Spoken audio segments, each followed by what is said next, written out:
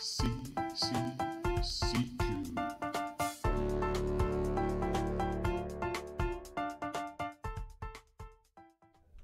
Hello and welcome back to CQ, the AWS Certification Quiz Show, where I'm here with Connor to have our first look at the Cloud Practitioner exam. Connor, welcome to CQ, first time on the show, and also our first pure sales guy, is that right? Yes, that is right. So I'm an account manager here in New South Wales, Sydney, Australia.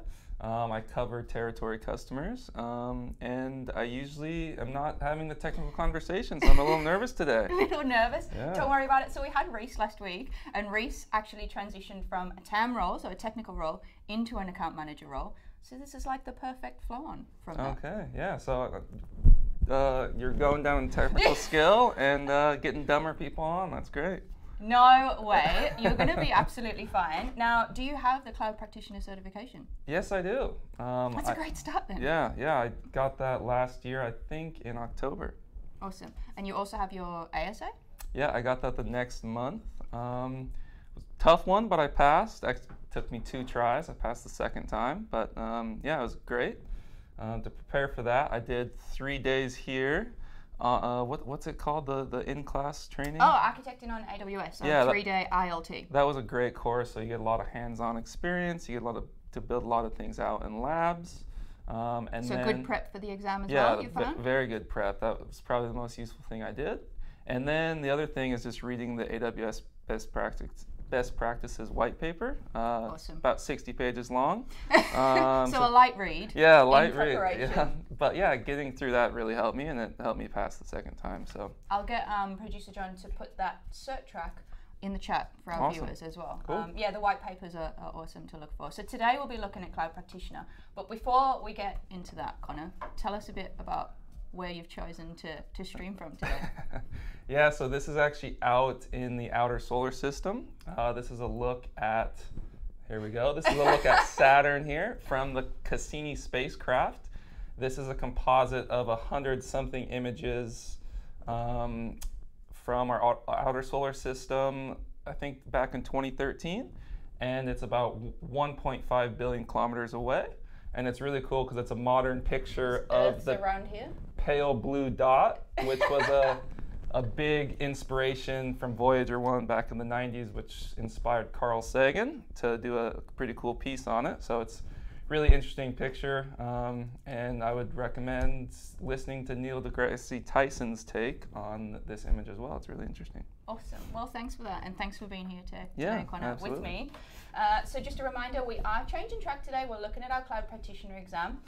What I've got for you to start with is a breakdown of the concepts that the Cloud Practitioner exam actually concentrates on. So you've done this, you'll be aware. This is what our questions will concentrate on today. So cloud concepts, security and compliance, technology, and a bit of pricing in here as well. Awesome. Sounds I reckon great. you're covered on those 4 concepts as an account manager. I should be, but sometimes I have to bring in technical people to talk about each one of these, but I think I'll be okay. Yeah, we'll see. Should we give it a try? Yeah. Should we start with question number 1? All right, let's do it. Oh, I did not. we didn't see that. I didn't see any You of didn't it. see the answer. Yeah. Question number 1, a bit of infrastructure. Nice and simple to start with. When creating an Amazon S3 bucket, what level of AWS infrastructure must be specified? Over to you, Okay. Connor. Well, let me see. So when you create an S3 bucket, the first thing I think of, because it's all over the Cloud Prac exam, Yep. is that it needs to be a global unique name. So you can never, if I tried to name a Yep. bucket Connor, I'm guessing that's taken over the long history of Might AWS. need to add a few digits. Yep, to that absolutely. bucket It's name. kind of like making an email address. So that leads me to think question number 4. And also when you're in the AWS console and you're spinning up an S3 bucket, it appears to be global. But I know that when you do, you still have to specify a region when you create it. correct. So I would go with number 1, which we didn't already see the answer. So No, definitely didn't see I think the answer. That it's is correct. I think it's region specific. But just to eliminate the other 2 answers, to kind of dive into those. How many regions are we on at the minute, Connor? Is there 13? 22.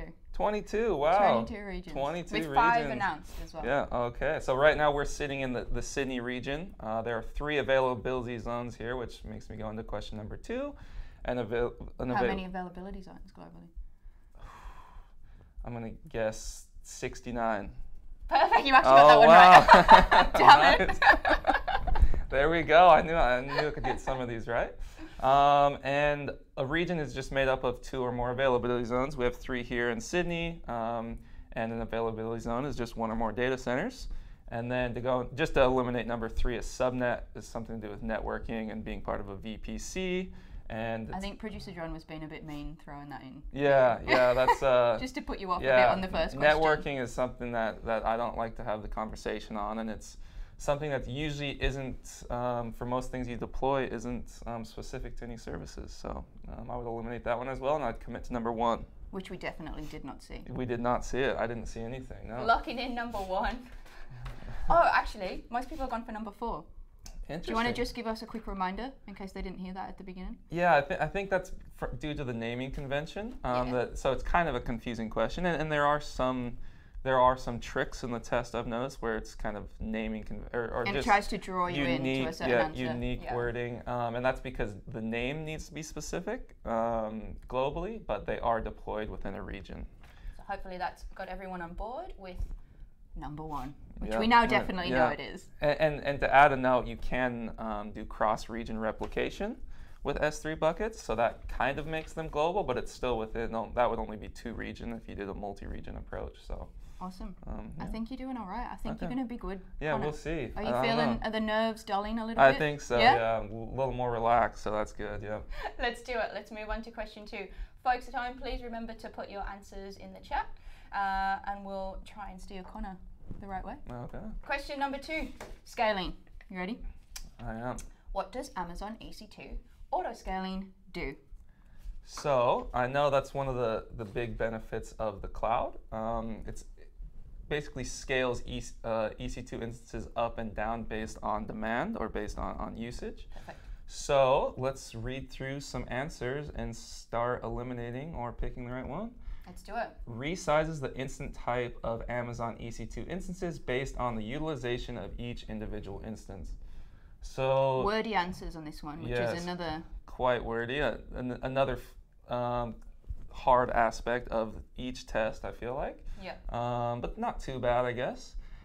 This one looks right at first glance, but we know that auto-scaling creates more instances. It doesn't create larger instances, which is vertical scaling.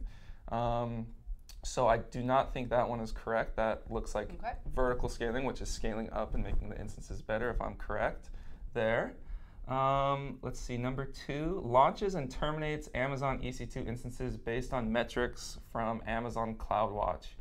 That one sounds correct because it's creating and terminating instances. Like I said, this is what auto-scaling does, but let's continue to move on just to see where we get. Adjust the amounts of CPU and RAM on Amazon EC2 instances to meet target levels of performance. So this one kind of sounds like number 1. You're actually changing the instance type. The components. Yeah, making it larger or smaller. So I would eliminate number 3 as well. Uses historical performance data to provision an appropriate number of Amazon EC2 instances. I believe auto-scaling is a live and current feature, so it's based on current utilization, not past performance. So I would commit. Doesn't predict future. Yeah. It's not a machine learning type thing. It's just a current workload thing. So I would commit to number 2 because it does utilize CloudWatch, which looks at whatever you really want it to look to spin up EC2 instances. So if that's CPU utilization, RAM utilization, or anything else you want to look at, I would commit to number 2 is what I'm saying, yeah. Awesome. 100% agree with you on our poll. Yeah, awesome. So 100%. I reckon we're doing all right. Nice. Let's check it out. And of course, it is number 2. Okay, nice. Surely you're feeling better now. Fully just relaxed into it. Absolutely. The wordy ones are tough to talk through. There's a lot of words there, but... I know. Imagine when I get a wordy question. Yeah. I get thrown all over the place. All right, let's do it. Number 3, cloud compute. Okay, nice, easy one. Let's do this. I better get this one right, or I'm really failing at my job. Right. Yep. Which of the following are key attributes of cloud computing? Let's see. Well, there are many attributes of cloud computing, and the only way to digest this one, I think, is to go right into it. So, let's do it. Number 1, on-demand resources. That sounds like a good benefit of cloud computing. Yeah, that's exactly what you want. We want to be able to spin things up in seconds and not have to order new hardware. But upfront licensing, that is not something. No. Yeah, that's kind of one of the major benefits of cloud computing is that there is no upfront licensing, or you're not locked into anything. So try to draw you in there, answer number 1, and it's tricked a few of our viewers online as well. Okay, yeah, I don't like that one very much. Let's see, global infrastructure, number 2. Yes, that is a major benefit. We just talked about how we have, 22 regions globally, 69 availability zones, even more edge locations, which is our CDN, CloudFront. So we have a very large global infrastructure, but Linux only, no, we run a lot of Windows workloads as well. So I know that one is incorrect. I can see what these answers are trying to do to us here. Yeah, hook, line, and sinker, but we're not biting today, so that's good. Number 3. API driven, so it's getting pretty technical for me, but I know that that's a good thing. It's driven by code, driven by things being triggered and spinning up certain services. So I know that's something that's really important in cloud computing to automate things. Perfect. And pay as you go, that's kind of what we're looking for. That kind of goes back to question number 1 with upfront licensing. It's that utility pricing model that's really useful in cloud computing. You only pay for what you use, and you only use what you need, and you only pay for what you use. So I really like question number 3. And number 4, increased experimentation, definitely a major benefit of cloud computing. It allows you to innovate at speed, innovate at scale, try new things. But once again, we're not getting locked in to any commitments. Most of the time, there's not any upfront licensing involved, anything. So number 4 is out, and I'm going to commit to number 3. Almost got everyone in the line. I think a few people were too quick to answer with that on-demand resources straight up. Yeah. So let's reveal just to make sure. And of course, it is number 3. Nice. Nicely done. Woo. You're Getting through doing it. fine. Yeah. You're doing fine. Let's move on to security. So we're getting a little bit more Okay. out of your comfort zone here. Absolutely, yeah, that's fine. Let's You do ready it. for it? Yeah. All right. Under the AWS shared responsibility model, hopefully that's light bulb and a few things for you right now. Which of the following responsibilities is correct? Okay, well, I know the shared responsibility model is the agreement between us and the customer, AWS and the customer. And AWS controls the security of the cloud, while the customer controls the security in the cloud. Let me bring up a little visual for you. Okay. Ooh, this might give the answer help. away, though. Yeah, there we go. That's exactly what I was discussing there. So. Just a bit of a reference for the viewers at home. And trying something different with this exam, right? Let me look at that really quick so I can get the right answer. But yeah, there we go. That's exactly what I just said. AWS is responsible for security of the cloud, and customer is responsible for security in the cloud. So I guess let's go back to the question and digest the answers here. Yes, sir. Okay, sorry. Oh, was that enough time for everyone? I think so. Sorry. I think so. Let's do it. Let's check out number 1. Okay, so AWS is responsible for operating system security. So this sounds like something that would be in the cloud. So we provide the operating system to the customer, but once we give it to them, we can't even log into their console. We can't make updates. We can't really control it in any way. So that sounds like something the customer would do. And if my memory serves me correctly, I think I saw that in the top half of. I did, right there, operating system, the third line from the top. So there we go. Okay. That is a customer responsibility there. Awesome. And number 2? Number 2, the customer is responsible for the physical security of servers. That is a major benefit of cloud computing, is that we took that off of our customers' hands and we control the physical security of our data centers. In fact, I don't even know where our data centers are located here in Sydney. Good. So glad you don't. I don't know how our customers would if I don't hear internally. And that's definitely something that's the AWS's responsibility. Number 3, both AWS and the customer are responsible for networking security. So this is a unique one because networking covers many pieces. Thank you for pulling that up. And if you see, there's networking all across the board here, both on the AWS side and the customer side. So that's, I'm guessing that's going to be the correct answer there. So where we provision, they'll control it. Absolutely. Yeah. That's the words I was looking for. Thank you. Anytime. So I'm thinking it's number 3, kind of confirmed there, but we'll go through number 4. Configuration of firewalls is responsibility of the customer. So we can't deploy those things for you. We can just deploy the services, and then you control the security of them. We did have one person jump in and pick firewalls. The rest have gone with you. Number 3. Let's reveal the answer. Number 3. Awesome. I think that visual worked. We might have to do more of that, Producer John. I feel like I was cheating with that visual, but it was very useful. Yeah. All right. Happy with that? Let's move on to question number 5. Economics. So this goes back to our pricing tier of the Cloud Practitioner exam that we introduced you at the beginning. Connor, which of the following pricing plans is the best option for cost optimization when using Amazon EC2 instances that are running business critical workloads 24 hours a day, every day of the year? Well, I'm glad you emphasized business critical, because that is very important when it comes to cost optimization and using correct instances. And one just in these exam questions. Yep, absolutely. So yeah, that is key here. And cost optimization is something that we're working on with a lot of our customers currently. Spot instances are being used a lot. I'll get into that in a sec. But awesome. I guess just to digest the answers here. AWS free tier, this is a very cost optimized thing, I guess, because it's free. Basically a free trial of AWS services, but it's limited to just certain services, certain types of instances. So I wouldn't say that's something you would run business critical workloads on, because you want to make sure you're using the correct services, and most likely you're not going to stay within the free tier there. So I don't think that one's correct. Number 2, spot pricing. So this is something I've been working on with a few of my customers. You said you had an anecdote? An anecdote for... Bit of a story on spot yeah, pricing? Yeah. So,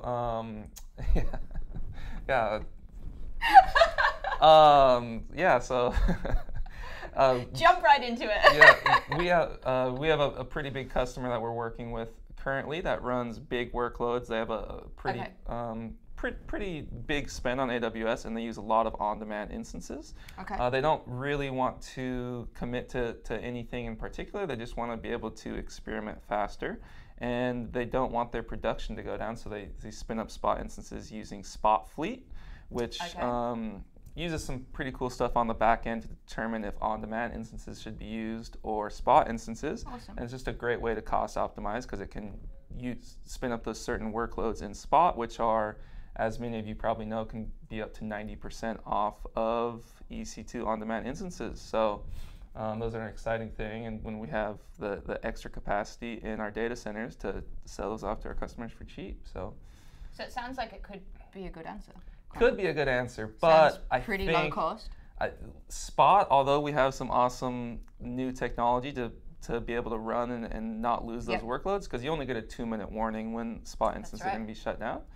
We have great ways to diversify and use Spot instances, but you're not committed to those. Or you're not guaranteed to keep those 100% of the time. They could be turned off. And the fact that these are business critical workloads running 24/7, it sounds like those are something you would want to drop out. Yeah, absolutely. So I don't think that is the correct answer either. Okay. What about dedicated instances? Yeah, so going into this, few people have gone for this. This is the preferred answer online at the minute. This is preferred. Okay, so so these are great for when a customer wants to use a dedicated machine in our data center. So they're the only customer that will be running on that machine, whether it's for compliance or for performance. There's many reasons you want a dedicated instance, but it is not a way to cost optimize. In fact, I believe it's a little more expensive than running an on-demand instance. But that can just be, the naming conventions here can be difficult on the exam as well. So I can see why people went for that. And that's a good call out, actually. Yeah, it's just basically understanding the AWS nomenclature is probably the hardest thing of this exam. Which those white papers that you mentioned right at the beginning would be a great help. Very useful, yeah. So that leads me to number 4, which is reserved instances. And that's basically just a billing construct that applies to exactly things like this. If you know you're going to be running a EC2 instance for 1 to 3 years at 100% utilization, you may as well reserve that and lock in that price. Yeah, and you get big discounts. Obviously, if you go 3 years, it's a bigger discount. But if you're going to be running it and you're not going to be turning it off, go with reserved instances. So you're going with number 4. All right. With number 4, yeah, and we even have. Let's reveal the answer, I guess. Let's see. It is perfect. But we even have. But we even have a little more versatile, almost update to reserved instance. Ah, I see where you're going. Yeah, with savings plans. So that's basically a more flexible version of it that apply to your compute. And that was out next year. And the reason, Connor, that wouldn't be in our questions yet is because with every new release, that's not updated on our exams till about 6 months later. Okay. So this is a great call out by you. Yeah. Actually, quite a little sneaky tip of the week from Connor there. Yeah. So if any of you are looking to reserve instances, reach out to your account manager or to support, and awesome. Ask about savings plans. Savings plans. All right. Let's move on to question number 6. Automation. This one. Okay. You wish to deploy, Connor, AWS infrastructure in a test environment. When testing is successfully completed, you wish to deploy equivalent infrastructure in a production environment. The environments include a VPC, load balancer, compute instances, and a database. Which AWS service can be used to provision these environments? Let's see. Well, just dissecting the question here, we're looking to deploy basically, an entire AWS infrastructure. Yep. From you already have it existing in a test environment, and now you want to put it into production. Yep. And let me see. So at first glance, you would look at answer number 3 because it's code deploy. Because that's what's in the question. You're deploying an AWS infrastructure, but we know that deploys software. It doesn't deploy AWS services. Number 4 kind of sounds right because we need a database. RDS is relational database service, and we need a database, but we know it won't deploy those other services. Number 2 is CloudFront. So before we talked about edge locations, that's our content delivery network, our CDN. So we know that won't deploy any of those services, which leads us content closer to our users. Yeah, absolutely. Which leads us to number 1, which is sounds like most people, actually everyone online agrees with CloudFormation, which uses templates. So basically you could use your test environment to create a CloudFormation template and then deploy that into a new environment, into production. And it'll kind of just copy those services over in the same configuration. So locking in number 1, CloudFormation. Locking in number 1, yeah. And before I reveal the answers, you'll actually only find these type of guess the service questions in the CPA exam. That doesn't follow into the scenario-based questions of the rest of the exams. So little call out for you there at home. Okay. Let's just double check we're all on the same page. Yes, of course we are. I reckon we've got time for another question. Okay. If you're up for it, Connor. Let's see. I don't know. Yeah. Why not? Let's do a bit of serverless, shall we? Okay. All right, so another guess the service question. Which AWS service can provide serverless computing by performing business logic without requiring an Amazon EC2 instance? Let's see. So serverless, we have quite a bit of serverless services in AWS. Yeah. When I think of serverless, the first thing I think of is Lambda. Yeah. But we'll dive into that in a second because I kind of want to dissect the other ones first just to make sure. So, because I also know that Amazon S3 is serverless, but I do know that that's storage, our simple storage service. So that wouldn't really be used to. Doesn't really go along with the question of computing. Of computing and EC2 instances. So we'll get rid of number 2. Yeah, number 2 is gone, strike from the books. Number 1, Elastic Beanstalk. I know that that does seem serverless because you're deploying code to spin up an AWS infrastructure. So I believe that actually uses CloudFormation templates that we talked about in the last question. But that does actually spin up AWS resources, and it will spin up EC2 instances. So that is not serverless. And number 4, I believe, utilizes AWS Lambda to complete certain tasks and functions. But the answer here is AWS Lambda, which is serverless computing without actually using EC2 instances. So that's something we're really trying to move people towards as well, as at least in my segment of the business, is serverless architecture and serverless computing, because you don't have to manage EC2 instances anymore. You can just deploy your code and not have to worry about the infrastructure there. We might have gone too easy on you today. I don't know. I think I like it. I'm talking a lot here. I need a fact checker, but I think mostly what I'm saying is correct, but we'll see. Indeed Awesome. it is. 100% online as well. Well done, Nice. viewers. I think we're going too easy. And with that, let's fit in another question. Yeah. One Let's more? jump to Okay. question 8. Why not? Seeing as you were just talking about S3 storage. Mhm. What's this one talking about? Let's have a look. Which AWS service provides disk storage? Okay, for Amazon EC2 instances. Okay, so disk storage, I immediately know that S3 is off There the we go. book because that's object storage. We're storing objects in there, and those aren't attached to an EC2 instance, so I know that is incorrect. About RDS. RDS, that's once again a database, and yeah, that's not. I guess that could utilize disk storage, but that's not. RDS is not disk storage, so I would strike that one from the books as well. Storage gateway usually utilizes S3, I believe, but yeah, to be honest, I'm not super familiar with storage gateway, but I don't think that's disk storage on an EC2 instance, because when I think of disk storage, yeah, storage gateway is file storage. File system, yeah. Okay, there we go. Thank you. Yeah, That's all right. that's why I'm an account manager, not on the technical side of things. Well, I can actually see John's given you a bit of a clue here because he's written out EBS fully for you. Yeah, that makes sense. So that's a bit of a nice little giveaway. Yeah, there. that is He nice. really wanted you to know what that stood for. Yeah, elastic blocks. And then when I see disk storage for an EC2 instance, I think of block storage. And that is another useful tip on the exam is sometimes they won't spell it out for you. They'll just say EBS. So you'll have to know that EBS stands for elastic block store, which I'm going to double down on as the answer, number 4. You know, for most of the questions today, Connor, you've had everyone agree with you. Really? Online poll. You're going to know the 100%. That means it's too easy. That's good. Yeah. That's what I said. It's too easy. We're going to have to go harder on the CP exam next time. So let's just make sure. EBS it is. Connor, thank you so much for joining us today. Viewers, thanks for suggesting we do a CP exam just like we did Dev for you the other week. Keep those suggestions, comments coming so we can constantly iterate on your behalf. Thank you so much for joining us. Thanks, Connor. Thank you so much. Bye. Thanks, guys.